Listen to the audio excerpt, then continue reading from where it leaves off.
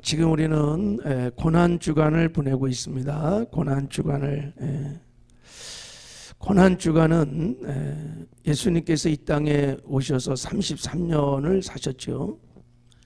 그리고 3년은 공생애를 하셨습니다. 그리고 공생의 마지막 한 주간을 고난 주간이라 하는 게 고난 주간. 예수님의 생애 마지막 한 주간을 우리가 고난 주간이라 이렇게 합니다. 그 한 주간을 어떻게 보내셨냐면 어제 그저께 주일날이죠. 주일날 예수님께서 예루살렘에 입성을 하셨어요. 저와 여러분의 죄를 다 짊어지시고 십자가에서 죽기 위하여 예루살렘 성에 입성을 하셨어요. 그래서 이걸 종려주의라 그러는 거예요. 어제 월요일 날은 예수님께서 무화과 나무를 저주하시고 성전을 정결케 하시고 성전을 다 정결케 하시고, 그리고 오늘 이제 화요일 날은 많은 대화를 나누셨습니다. 바리새인들과 서기관들과 마지막 그들의 구원을 위하여 마지막 많은 천국의 진리의 말씀들을 나누셨어요. 그리고 수요일 날은 무엇을 했는지 기록이 없어요. 추측하기를 예루살렘 근처인 늘 예수님이 예루살렘에 올 때마다 베다니에 늘 머무셨어. 베다니에. 거기 나사로, 마리아, 마르다가 거기 살잖아요. 아마 거기서 하루를 쉬시지 않았을까 이런 측측을 합니다. 그리고 목요일 날은 이제 제자들과 함께 최후의 만찬을 하시고 제자들의 발을 씻기시고 겟세마네 동산에 올라가셔서 기도를 하십니다. 아버지여, 할 수만 있다면 이 잔을 내게서 옮겨주옵소서. 그러나 나의 원대로 하지 마옵시고 아버지 뜻대로 되기를 원합니다. 가쓰고 간절히 막 기도하는데 땀방울이 핏방울이 되도록 그 아버지의 뜻에 순종하기 위하여 그렇게 기도를 하셨어요. 그 기도를 마치자마자 예수님이 체포를 당하십니다. 체포를 당한 거예요. 그리고 그 밤에 체포를 당하시고 오래 밤새도록 신문 받으시고, 그리고 이제 금요일 날 아침에 빌라도로부터 재판을 받고 십자가에 처형하라 하고 이제 그래서 우리나라 시간으로는 9시쯤 유대 달력으로는 3시에 십자가에 못 박힌 거예요. 그래서 아침 9시쯤 못 박혀서 오후 3시쯤에 6시간 동안 십자가에서 물과 피를 다 쏟으시고 3시쯤 주님이 다 이루었다 하시고 돌아가셨습니다. 그리고 이제 무덤에 안치돼서 토요일 날은 죽음의 어둠 무덤 속에 계셨습니다. 토요일 날은. 그리고 주일날 사망 권세를 파시고 부활하셨습니다.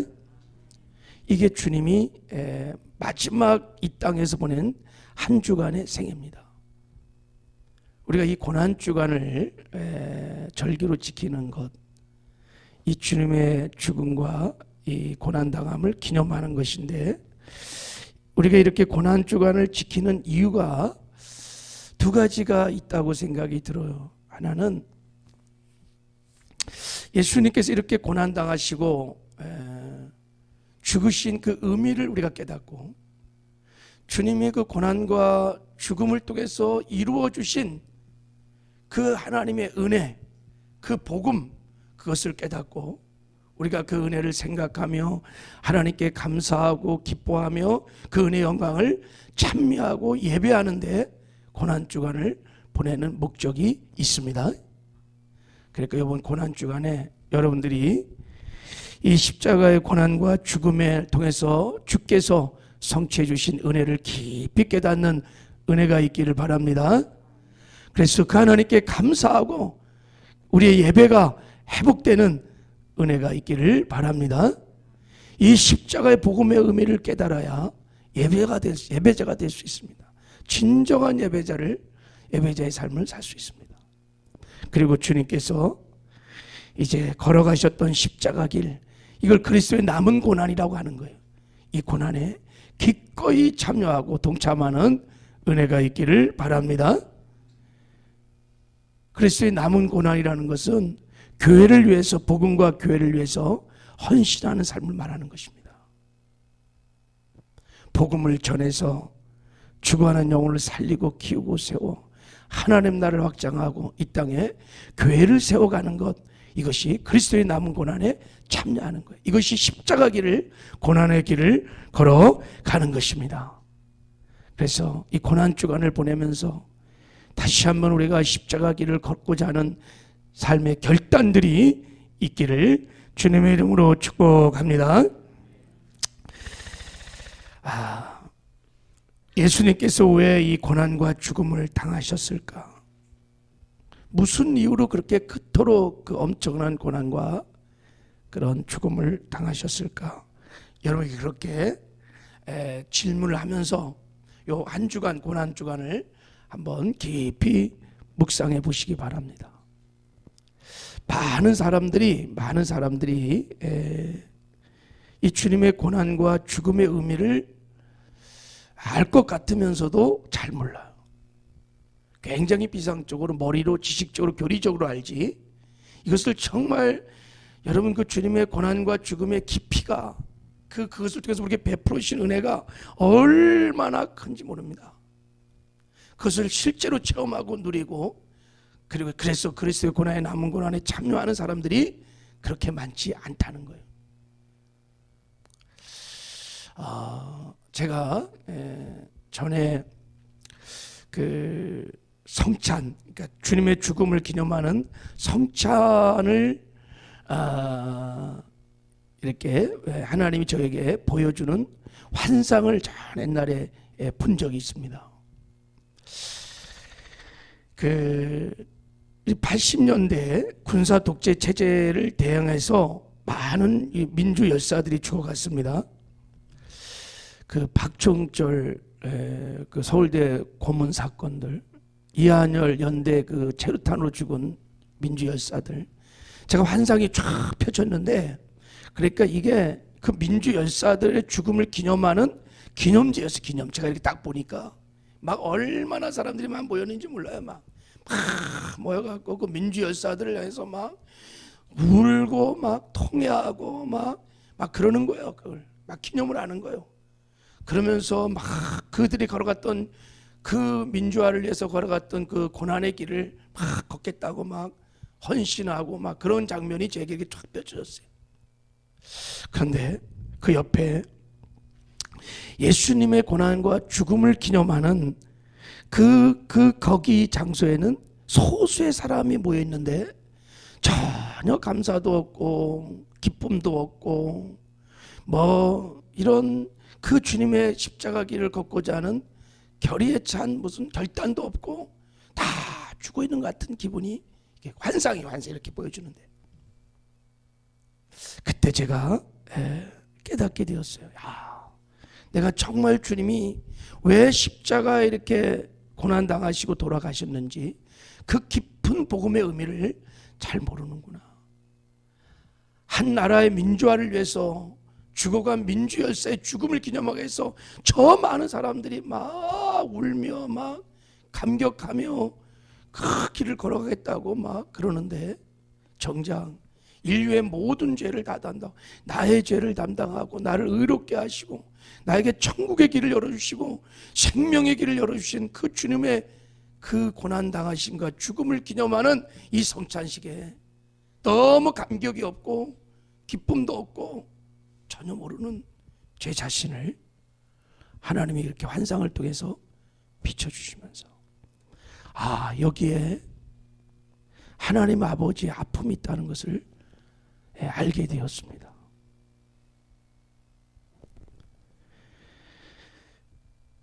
제가 그 환상을 보고 송명희 시인이 쓴 시를 보고 너무 제가 감동을 받았어요. 어쩌면 내 마음을 이렇게 읽어낼 수 있을까? 그때 이런 시가 있습니다. 손명희 시인이 주님을 아프시게 한 것은, 이런 시가 있어요. 주님을 아프시게 한 것은 쓰라린 가시면류관이 아니요, 주님을 아프시게 한 것은 수치와 조롱의 침뱉음이 아니요, 주님을 아프시게 한 것은 연거푸 내리치는 채찍질이 아니며, 주님을 아프시게 한 것은 괴로움에 못 박히심이 아니라, 주님을 아프시게 한 것은 날카로운 창 박히심이 아니라, 주님을 아프시게 한 것은 우리의 배반이요 우리의 불순종이며, 주님을 아프시게 한 것은 주님의 마음을 모르는 우리의 무지입니다. 정말 주님을 아프시게 한 것은 주님이 쓰린 가시관, 면류관, 수치와 조롱과 침뱉음, 채찍들, 왜 그런 고난을 당했는지, 왜 하나님의 아들이신 예수님이 십자가에 죽었는지 그 의미를 모른다는 거예요. 왜 하나님께서 당신의 아들 독생자를 십자가에 내어주고 죽기까지 해야 하는지 그 하나님의 아버지의 마음을 모른다는 거예요. 그 고난과 죽음을 통하여 우리에게 베풀어 주셨던 그 하나님의 사랑, 그 은혜를 정작 모른다는 거예요. 그것이 너무 하나님이 아프시다는 거예요. 이 십자가의 복음, 이 고난과 죽음이 너무 비상적으로 너무 오랫동안 많이 들어왔어요. 귀가 따갑도록 들어왔어요. 그러니까 나에게 실제가 아닌 거야. 그냥 교리적이고 그게 돌아가셨구나, 그리고 죽으셨구나, 그냥 이렇게. 여러분, 손명희신 다 정말 장애자잖아요. 말도 잘 못하고 몸도 제대로 가누지 못하는 그런 사람이죠. 이 자리에 손명희 시인처럼 시인만큼 불행한 조건을 갖고 있는 사람은 아무도 없어요. 그런데 이 손명희 시인이 얼마나 아름다운 삶을 사는지 몰라요. 그의 삶은 늘 그 은혜의 영광을 찬미하는 예배였습니다. 그 시를 보십시오. 주님의 그 고난의 죽음의 은혜에 늘 감사해서 늘 하나님을 찬양하고 예배하고, 그 깊은 예배가 거기서 나오는 거예요. 그리고 그 불행한 조건을 갖고 있는 그 몸으로 주님이 걸어갔던 십자가 길을 끝까지 걸어갔습니다. 어째서 이렇게 아름다운 삶을 살 수 있었을까? 그분은 그 주님의 고난과 죽음의 의미를 알았어요. 당신의 아들 예수 그리스도를 십자가에 내어주기까지 우리를 사랑하셨던 하나님 아버지의 사랑과 그 은혜를 깊이 체험하고, 예수 그리스도의 십자가의 사건이 2000년 전의 사건이 아니라 지금 나의 사건으로 늘 날마다 생생하게 체험하는 삶을 살았기에, 그렇게 그리스도의 남은 고난에 참여하고 십자가 길을 걸으며 평생 그 은혜의 영광을 찬미하는 삶을 살게 된 줄을 믿습니다. 거기에서 나오는 거예요. 이사야 선지자는 우리에게 말합니다. 그가 찔림은 우리의 허물 때문이고 그가 상함은 우리의 죄악 때문이라. 그가 징계를 받음으로 우리가 평화를 누리고 그가 채찍에 맞은 우리를 나음을 받았도다. 그런데 사람들은 생각하기를 어떻게 생각하느냐? 그는 실로 우리의 질고를 지고 우리의 슬픔을 당하였거늘 우리는 생각하기를 그는 징벌을 받아 하나님께 맞으며 고난을 당한다 하였노라. 전혀 나와는 상관이 없는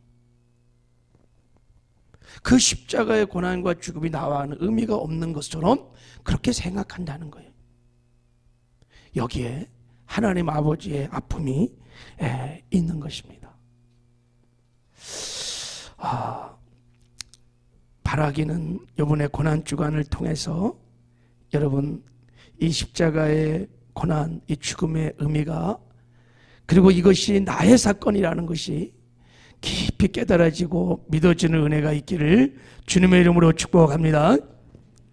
여러분, 이것을 우리가 깊이 알려면, 이 의미를 깊이 깨달으려면 왜 주님께서 이 고난을, 십자가의 죽음을 당하셨는지, 그리고 누가 그 주님을 십자가의 고난을 죽게 하셨는지, 왜 예수님은 그렇게 기꺼이 그 십자가에서 고난을 당하시고 죽으셨는지를 여러분 질문을 던지며 성령 하나님께 한번 물어보시길 바랍니다. 고난주간에 성령의 그런 새로운 계시가 있기를 바랍니다. 그런데 그렇게 질문을 던지면 누가 예수님을 십자가에서 못 박아 죽게 했는가?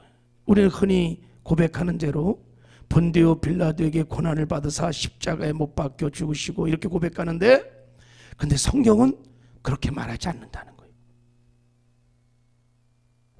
오늘 본문 보세요. 자, 10절을 보세요. 여호와께서 그에게 상함을 받게 하시기를 원하사 질고를 당하게 하셨은즉, 하나님께서 예수님이 고난당하시고 죽으심을 원하셨다는 거예요. 로마서 3장 25절에는 이 예수를 하나님이 그의 피로 인하여 믿음으로 말미암는 화목제물로 세우셨으니, 그러니까 하나님이 화목제물로 세웠다는 거예요. 로마서 8장 32절에는 자기 아들을 아끼지 아니하시고 우리 모든 사람을 위하여 내어주신 이가 하나님이시라. 그러니까 예수님의 고난과 죽음은 하나님의 계획이었다는 거예요. 하나님 아버지의 작정이었고, 하나님 아버지의 소원이었고, 하나님 아버지가 원하셨던 것입니다. 왜 당신의 독생자 예수 그리스도를 십자가에서 고난당하시고 죽이게 했던 그 하나님의 마음, 하나님의 뜻이 무엇일까?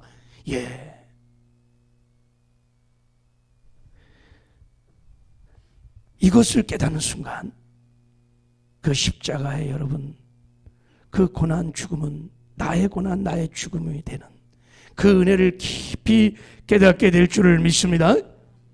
그리고 예수님도 오늘 본문에 보면 예수님도 죄가 전혀 없으신 분께서 고난과 죽음을 스스로 자원했다는 거예요. 왜냐하면 그 하나님의 기쁘신 뜻을 성취하기 위해서 그렇게 하셨다는 거예요.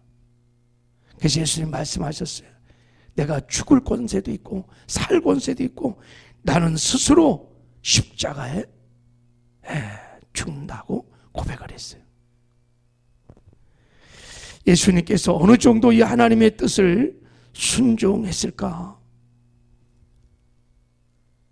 기꺼이 그 하나님의 뜻을 순종하기 위해서 예수님께서 십자가에서 고난을 당하시고 죽으셨거든요. 어느 정도 하셨을까? 여러분, 빌립보서 2장 6절 8절에 보면 주님의 순종을 이렇게 고백하고 있습니다. 그는 근본 하나님의 본체시나 하나님과 동등됨을 취할 것을 여기지 아니하시고 오히려 자기를 비워 종의 형체를 가져 사람들과 같이 되었고 사람의 모양으로 나타나셨으며 자기를 낮추시고 죽기까지 복종하였으니 그 십자가의 죽으심이니라. 그래서 이 하나님의 뜻에 순종하기에 예수님이 하나님과 동등됨을 취하지 않고 하나님의 보좌에 하나님의 영광과 권세와 능력을 다 내려놓으셨다는 거예요. 그리고 사람의 모양이 되어서 이 땅에 나타나셨다는 거예요. 하나님이신 예수님께서 육신의 몸을 입고 이 땅에 오셨어요. 그리고 자기를 낮추시고 죽기까지 복종하시고 십자가에 죽으셨다는 거예요.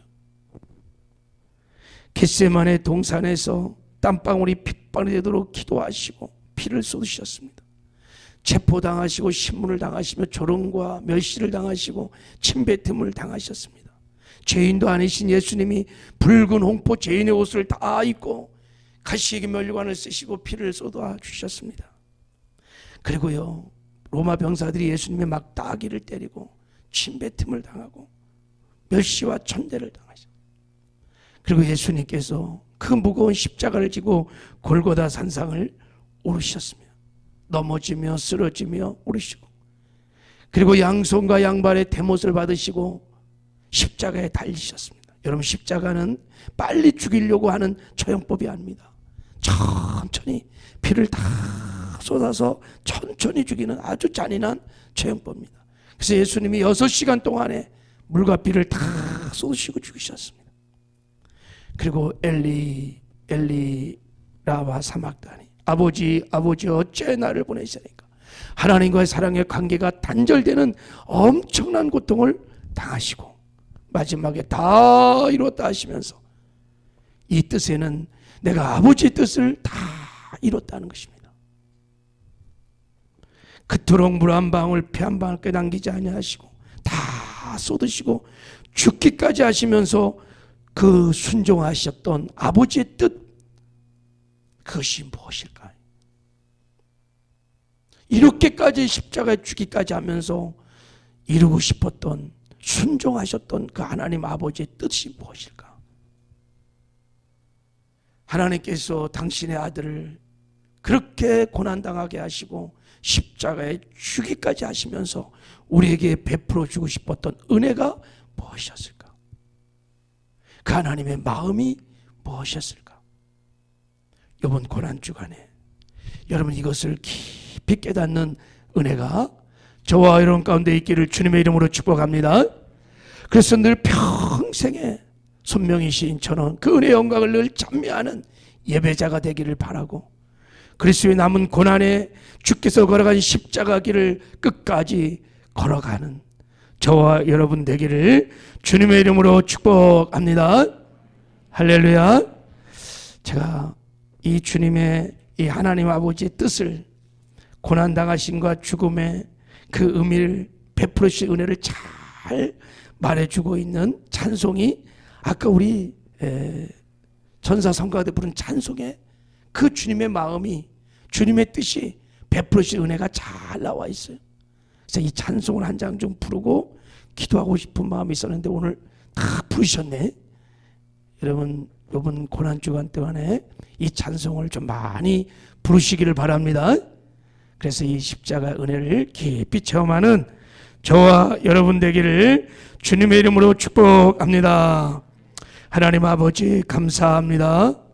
이 고난주간을 맞이해서 예수님의 고난과 죽음의 의미를 주의 성령의 계시를 통하여 더 깊이 깨닫고 경험하는 은혜가 있게 하여 주시옵소서. 그래서 평생에 우리가 그 은혜를 생각하며 그 은혜의 영광을 찬미하는 예배자의 삶을 살게 하여 주시옵소서.